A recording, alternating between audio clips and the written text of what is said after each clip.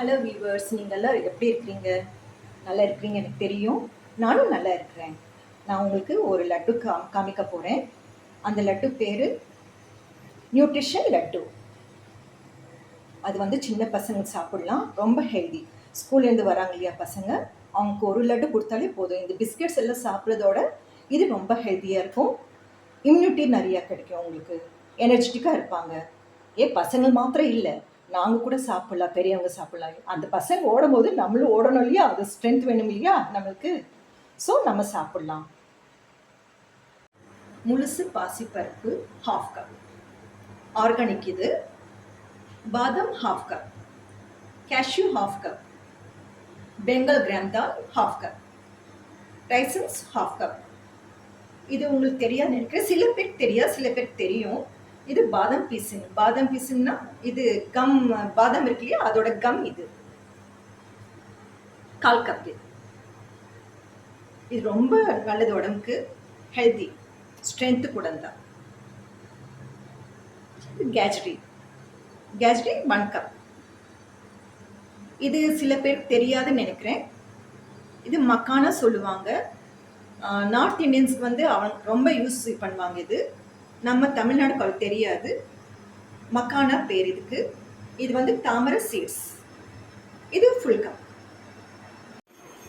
இப்போ இது ஃப்ரை பண்ணிக்கணும்.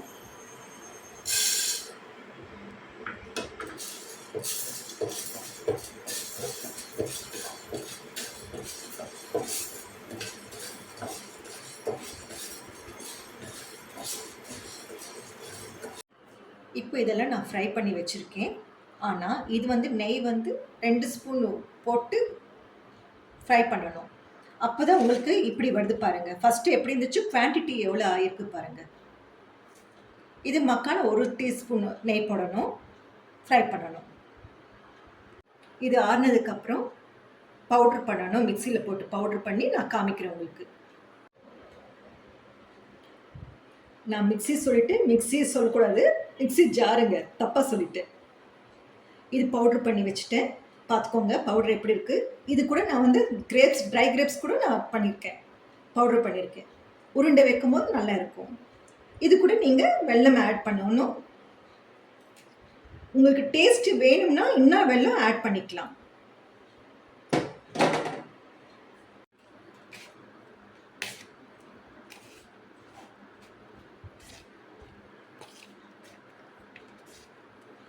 நான் கீ ஆட் பண்ணியிருக்கேன் 1 ஸ்பூனு. இப்போ பாருங்கள், இது கூட ஏலக்காய் நான் போட்டிருக்கேன். எனக்கு ஸ்மெல் ரொம்ப பிடிக்கும்னால. உங்களுக்கு நீங்கள் போடுறீங்கன்னா போட்டுக்கோங்க. உருண்டை காமிக்கிறேன் நான் உங்களுக்கு வச்சு.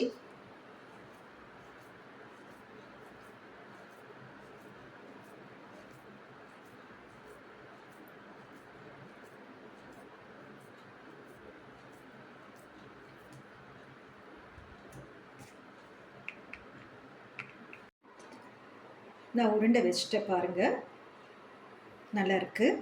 உங்களுக்கு சாப்பிடணும் போல தெரியுது இல்லையா?